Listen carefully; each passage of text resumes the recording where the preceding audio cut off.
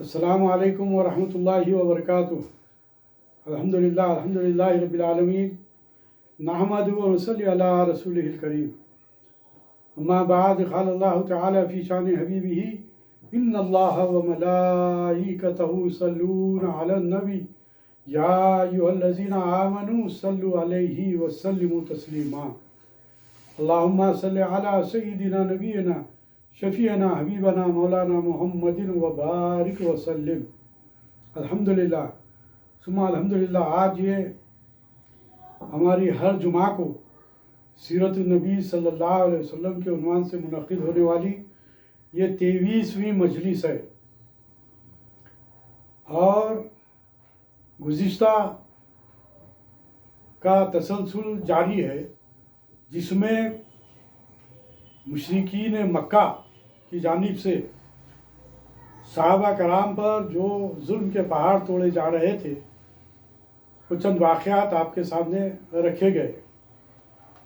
اور اب جب بے انتہا ظلم بڑھنے لگا تو اللہ تبارک و تعالیٰ کی جانب سے اجازت آئی کہ ہجرت کریں۔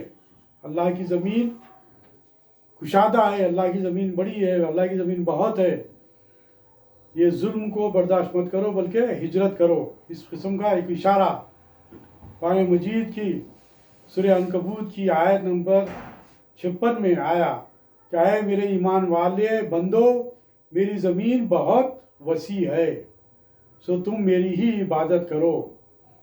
اور پھر 56ویں آیت میں بیان کیا گیا کہ ہر جاندار موت کا مزہ چکھنے والا ہے، اور تم سب ہماری ہی طرف لوٹائے جاؤ گے۔ اس طرح سرکار صلی اللہ علیہ وسلم کو ہجرت کا اشارہ ملا تو آپ نے صحابہ کرام سے کہا کہ وہ حبشہ کی طرف ہجرت کر جائیں۔ 5ویں نبوی کا واقعہ ہے جو پہلی مرتبہ صحابہ کرام نے ہجرت کیے۔ وہ ہجرت کون کیے صحابہ کرام، وہ تفصیل یہاں پر بیان کی جا رہی ہے۔ ابتدا میں 11 صحابہ کرام اور 4 خواتین یعنی کہ صحابیات نے ہجرت کی، پہلی ہجرت جسے کہتے ہیں، جو حبشہ کی طرف کی گئی۔ وہ صحابہ کرام کون تھے اور ان کا قبیلہ کیا تھا؟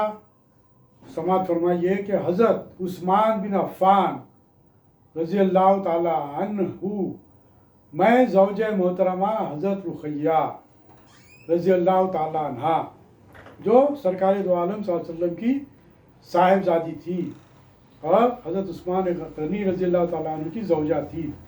آپ قبیلے بنی امیہ سے تعلق رکھتے تھے۔ حضرت زبیر بن عوام رضی اللہ تعالیٰ عنہ، جو سرکار دو عالم صلی اللہ علیہ وسلم کے پھوپھی زاد بھائی تھے، اور آپ کا نام بھی عشرہ مبشرہ میں شامل ہے۔ آپ بھی بنی اسد کے قبیلے سے آپ کا تعلق تھا۔ اسی طرح حضرت عبد الرحمن بن عوف رضی اللہ تعالیٰ عنہ، بنی زہرہ سے آپ کا تعلق تھا، اور سرکار دو عالم صلی اللہ علیہ وسلم کے ننیالی رشتہ دار تھے، اور آپ کا نام مبارک بھی عشرہ مبشرہ میں شامل ہے۔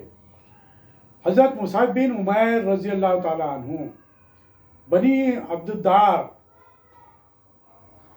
کے قبیلے سے آپ کا تعلق تھا، اور ہاشم کے پوتے تھے۔ اور حضرت مصعب بن عمیر رضی اللہ تعالیٰ عنہ کا وہ مقام و مرتبہ ہے کہ آپ کو نوجوانی میں جب آپ نے اسلام قبول کیا تو اس کے بعد مدینہ شریف کو تبلیغ کرنے کے لیے سرکار دو عالم صلی اللہ علیہ وسلم نے آپ کا انتخاب کیا تھا۔ اس طریقے سے سب سے پہلے مبلغ کی حیثیت سے مصعب بن عمیر رضی اللہ تعالیٰ عنہ کا نام تاریخ میں آتا ہے۔ حضرت ابو سلمہ بن عبد الاسد، میں زوجہ حضرت ام سلمہ رضی اللہ تعالیٰ عنہ، بنی مخزوم قبیلے سے آپ کا تعلق تھا۔ حضرت ابو حذیفہ بن عتبہ، میں زوجہ حضرت سہلہ رضی اللہ تعالیٰ عنہ، جو بنی عبد الشمس، ان کے باپ قریش کا مشہور سردار تھا، اس کی سختیوں کی وجہ سے گھر چھوڑنا پڑا. یعنی کہ جب آپ اسلام قبول کیے تو آپ پر ظلم کے پہاڑ توڑے گئے. کس کی جانب سے؟ باپ کی طرف سے. تو آپ کو مجبوراً آپ وہ تکالیف کو برداشت کیے، لیکن جب سرکار کا حکم ہوا تو آپ بھی ہجرت کرنے والوں میں شامل تھے. اپنی زوجہ محترمہ کے ساتھ آپ نے بھی ہجرت کی. حضرت ابو حاتب رضی اللہ تعالیٰ عنہ بن عمر یہ غزوہ بدر میں بھی شریک تھے. حضرت عثمان بن مظعون بنی جمعہ مشہور صحابی ہے. حضرت عامر بن ربیعہ بن زوجہ حضرت لیلہ رضی اللہ تعالی عنہا کے ساتھ آپ نے ہجرت کی. کون؟ حضرت عامر بن ربیعہ، ان کی زوجہ حضرت لیلہ رضی اللہ تعالی عنہا. آپ بنی عدی کے حلیف اور سابقین اولین میں سے ہیں، اور آپ بھی غزوہ بدر میں شریک رہے. غزوہ بدر میں شریک ہونے والے صحابہ کرام کا بھی بہت بڑا مقام و مرتبہ ہے.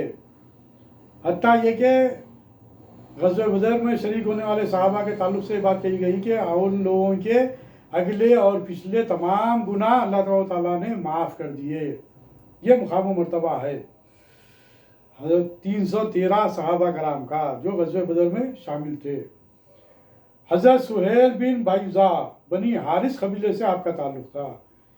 حضرت ابو سیرہ رضی اللہ تعالیٰ عنہ بن ابی رحم عامری بنی عامر قبیلے سے آپ کا تعلق تھا. ان کی ماں برہ حضور کریم صلی اللہ علیہ وسلم کی پھوپھی تھی، یعنی کہ یہ آپ کے پھوپھی زاد بھائی تھے. یہ 11 نام آپ کے سامنے میں نے رکھے. اور اب جو 4 صحابیات جو شامل تھے ان کے نام اس طرح ہے جن کے نام زوجہ کے حیثیت سے اس صحابہ کرام کے ساتھ بھی آئے ہیں. جیسا کہ حضرت رقیہ بنت محمد الرسول اللہ صلی اللہ علیہ وسلم جو بنی ہاشم کے قبیلے سے تعلق رکھتے تھے، اور آپ کے شوہر نامدار حضرت عثمان غنی رضی اللہ تعالیٰ عنہ. حضرت سہلہ بنت سہیل یہ بنی عامر کے قبیلے سے تعلق رکھتی تھی، اور حضرت ابو حذیفہ رضی اللہ تعالیٰ عنہ کی زوجہ تھی. حضرت سلمہ بنت امیہ بنی مخزوم قبیلے سے تعلق رکھتی تھی، حضرت ابو سلمہ کی زوجہ تھی. حضرت لیلہ بنت ابی حشمہ بنی عدی یعنی کہ حضرت عامر رضی اللہ تعالیٰ عنہ کی یہ زوجہ تھی. یہ 11 صحابہ اور 4 صحابیات نے سب سے پہلے حبشہ کی طرف ہجرت کی 5ویں نبوی میں. یہ خیال کہ ہجرت صرف انہی لوگوں نے کی جن کا کوئی حامی و مددگار نہ تھا صحیح نہیں ہے. اس لیے کہ مہاجرین حبشہ کے اس پہلے قافلے میں ہمہ درجے کے لوگ شامل تھے، جیسے کہ حضرت عثمان رضی اللہ تعالیٰ عنہ بنو امیہ سے تعلق رکھتے تھے جو بہت ہی نامور قبیلہ ہے، جو سب سے زیادہ صاحب اقتدار خاندان تھا. ان کے علاوہ رئیس مکہ عتبہ کے صاحبزادے ابو حذیفہ بھی تھے، جن سے حبشہ میں ایک لڑکا محمد بن ابو حذیفہ پیدا ہوئے. دیگر صحابہ کرام مثلاً حضرت زبیر بن عوام رضی اللہ تعالیٰ عنہ اور حضرت مصعب بن عمیر رضی اللہ تعالیٰ عنہ خود حضرت صلی اللہ علیہ وسلم کے خاندان سے آپ کا تعلق تھا.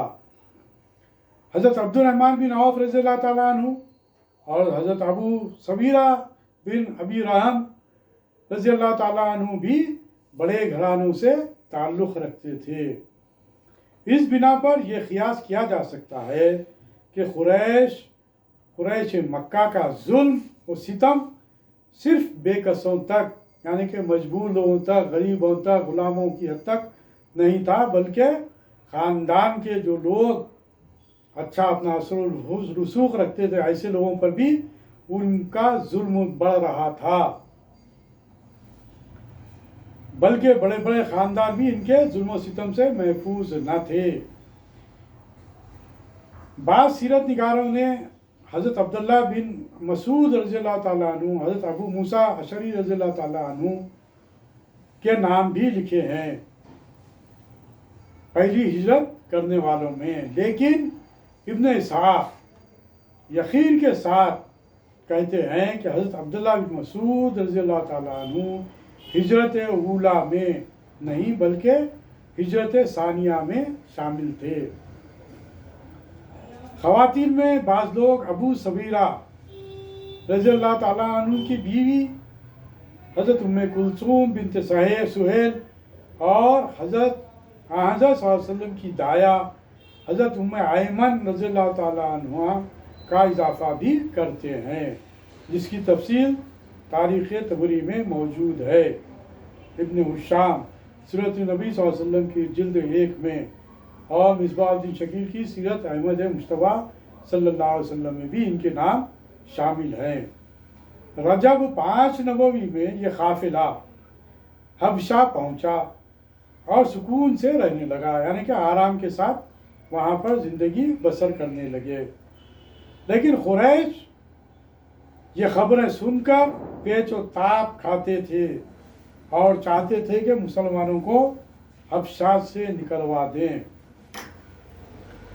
اچھا، اسی 5ویں نبوی کا ایک واقعہ یہاں پر درج کیا گیا ہے کہ قرآن مجید میں جو سب سے پہلا سجدے کی جو آیت آئی ہے اس کے تعلق سے یہاں پر بیان کیا جا رہا ہے کہ مکہ میں حضور کریم صلی اللہ علیہ وسلم اپنی تبلیغ جاری رکھے ہوئے تھے، قرآن نازل ہوتا تھا اور آپ صلی اللہ علیہ وسلم یہ کوشش فرماتے کہ انہیں سنائیں، لوگوں تک قرآن کے احکام کو پہنچائیں تاکہ ان کے دل نرم ہو جائیں اور کفار ایمان لے آئیں۔ انہی ایام میں سورہ نجم نازل ہوئی۔ حضور کریم صلی اللہ علیہ وسلم نے صحن کعبہ میں قریش کے مجمع میں یہ سورت پڑھی۔ جب سجدے والی آیت آئی تو آپ نے سجدہ کیا۔ مجمع میں مسلم اور مشرک سب شریک تھے اور سب کے سب بے اختیار سجدے میں چلے گئے، یعنی حضرت رسول اللہ صلی اللہ علیہ وسلم کی انہوں نے اتباع کی۔ مگر عتبہ بن ربیعہ، ولید بن مغیرہ اور امیہ بن خلف نے اپنے غرور کی بدولت سجدہ نہیں کیا، بلکہ زمین سے مٹی اٹھا کر ماتھے پر مل لیا۔ حضرت عبداللہ بن مسعود رضی اللہ تعالیٰ عنہ سے روایت ہے کہ یہ پہلی صورت ہے جو آپ صلی اللہ علیہ وسلم نے کفار میں علی اعلان سنائی، اور یہ پہلی صورت ہے جس میں آیت سجدہ نازل ہوئی۔ مہاجرین حبشہ کو اس واقعے کی اطلاع اس طرح پہنچی کہ آپس میں مصالحت ہو گئی، یعنی سرکار صلی اللہ علیہ وسلم میں اور مشرکین مکہ میں مصالحت ہو گئی، بلکہ سب مسلمان ہو گئے۔ تو انہوں نے واپسی کا سوچا، لیکن جب وہ لوگ واپس آئے تو مکے کے قریب جب پہنچے تو حقیقت کچھ اور تھی اور وہاں سے واپس جانا بھی دشوار تھا۔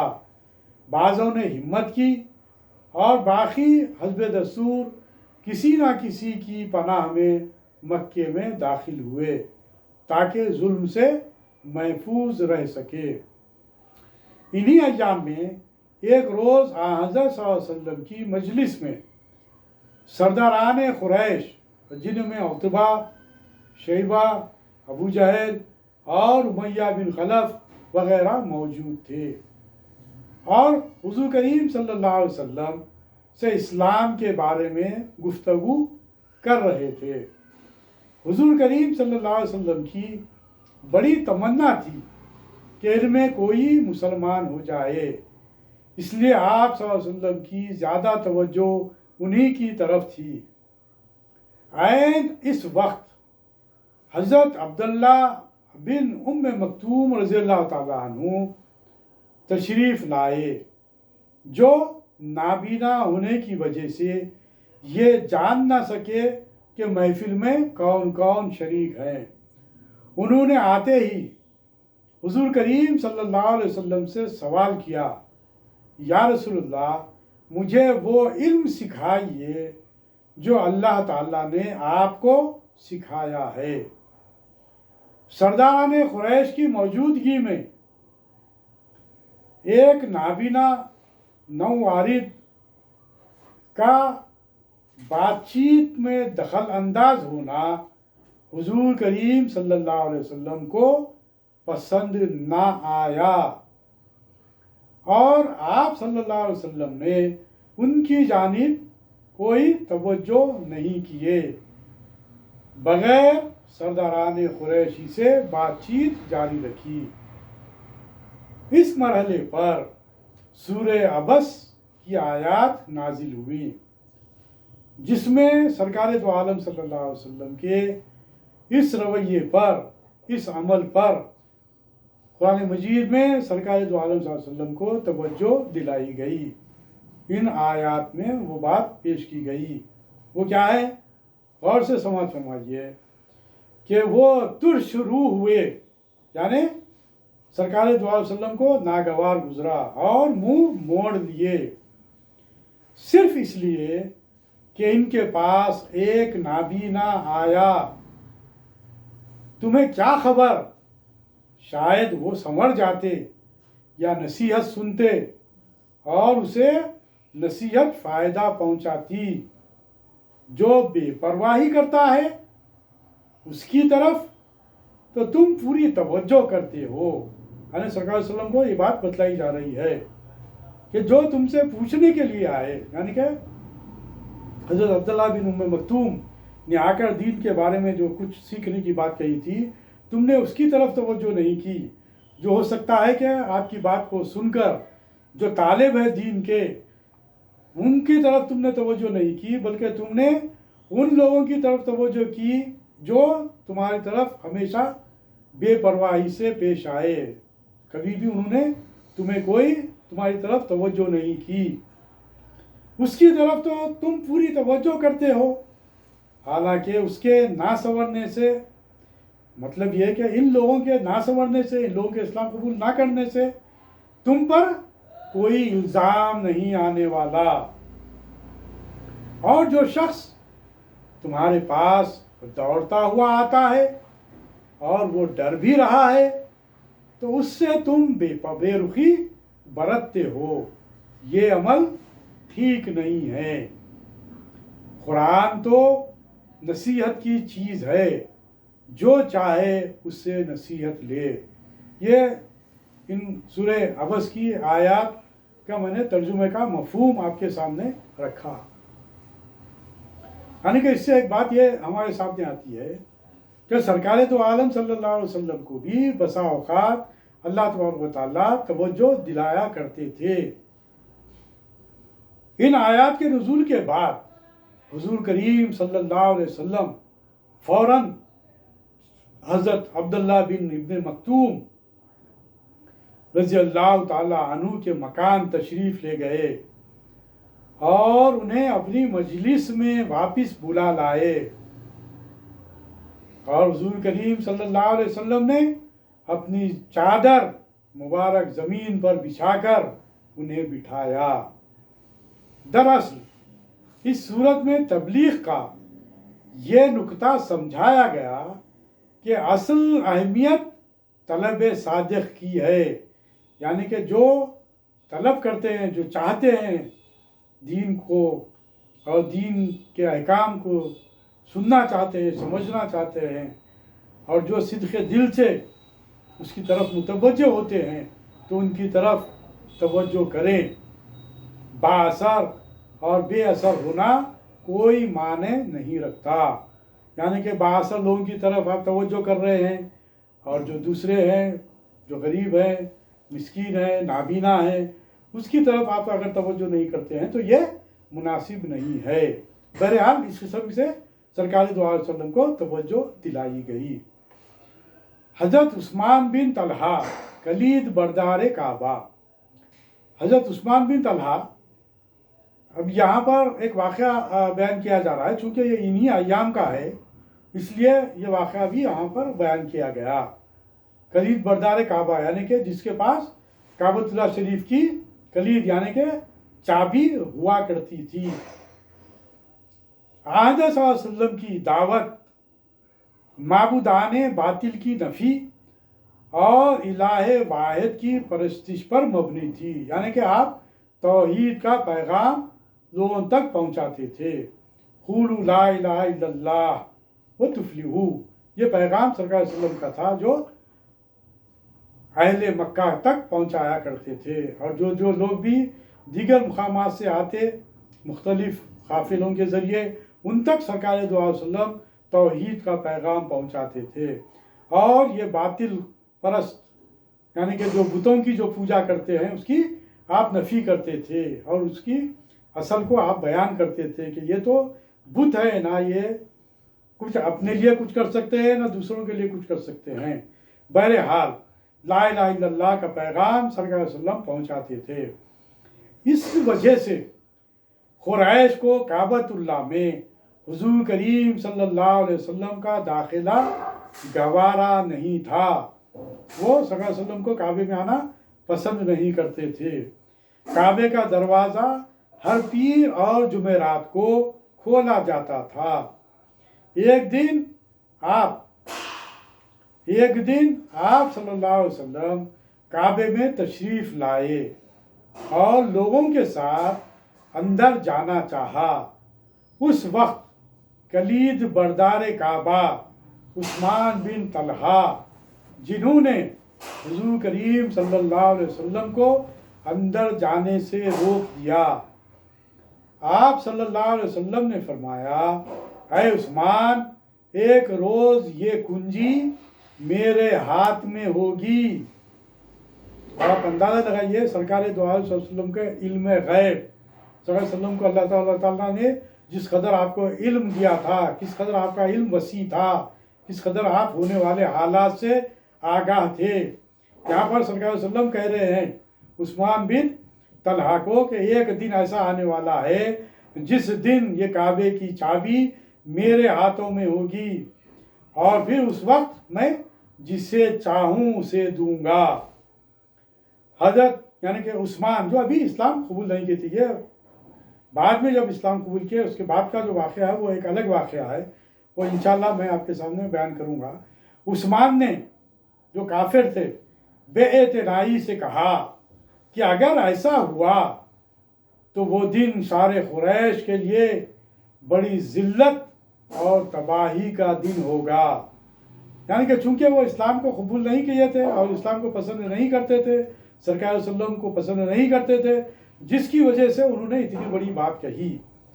اس وقت آپ صلی اللہ علیہ وسلم نے فرمایا، نہیں، وہ دن قریش کی عزت کا اصلی دن ہوگا اور وہ باعزت ہوں گے۔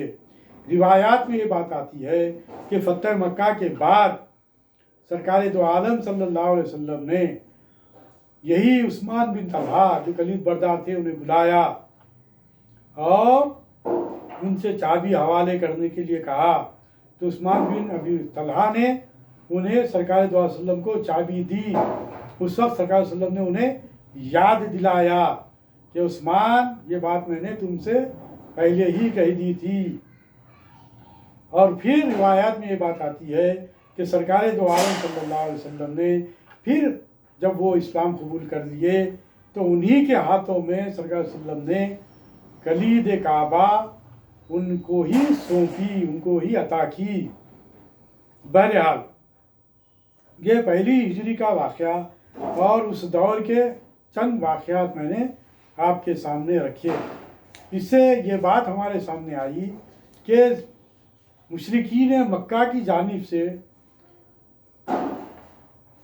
اسلام میں داخل ہونے والے صحابہ کرام جو نہ صرف غلاموں پر ان کا ظلم بڑھ رہا تھا بلکہ خاندانی رئیس اور نامور لوگوں پر بھی مشرکین مکہ کی جانب سے ظلم و ستم کے پہاڑ توڑے گئے، حتیٰ یہ کہ ان کو اپنا وطن عزیز یعنی مکہ شریف کو چھوڑ کر انہیں ہجرت کرنا پڑا۔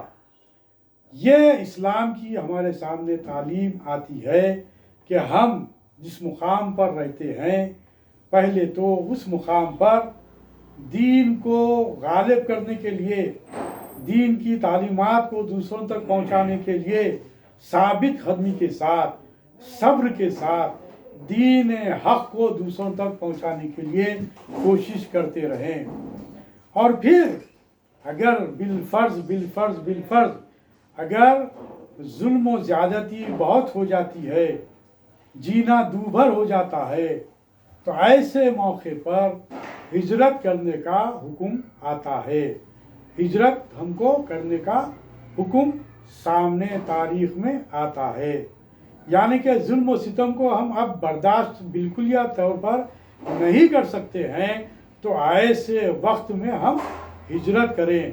اور ہجرت کا مطلب ایک بات آپ کے سامنے رکھ دوں کہ ہجرت کا مطلب راہ فرار نہیں ہے، بلکہ ہجرت کا مطلب یہ ہے کہ آپ پھر پرامن ماحول میں جائیں، وہاں پر جا کر رہیں اور پھر اپنی طاقت اور قوت کو مجتبی کریں، اپنی طاقت اور قوت کو حاصل کریں، اور پھر جس مقام سے آپ کو نکالا گیا، جس مقام سے آپ مجبور ہو کر نکلے، اس مقام پر پھر دوبارہ جائیں اور اس مقام کو حاصل کریں اور پھر دین کو غالب کرنے کی فکر کریں۔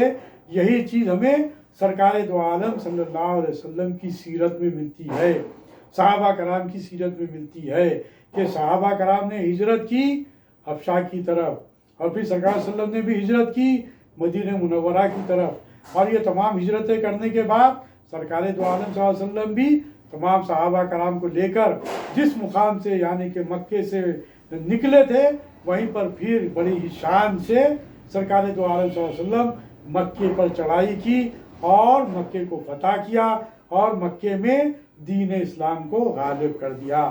یہ اصل مسلمانوں کی زندگی کا مقصد ہے۔ مقصد حیات مسلمان کی زندگی کا دنیا کمانا نہیں، عیش و آرام کی زندگی نہیں، بلکہ دین کا علم سیکھنا، دین کا علم دوسروں تک پہنچانا، اور پھر اس پر خود بھی عمل کرنا اور دوسروں کو عمل کرنے کی طرف توجہ دلانا۔ یہ ہر مسلمان مرد اور عورت کا فریضہ ہے، ہر مسلمان کے لیے۔ اور پھر دوسری بات یہ کہ اللہ تعالیٰ کے حضور ہمیشہ دست بدعا رہے کہ اے باری تعالیٰ تو ہمیں صراط مستقیم عطا فرما اور ہمیں دنیا اور آخرت میں کامیابی عطا فرما، اور ہمیں دین کا مبلغ بنا اور دین کے لیے مجاہد بھی بنا۔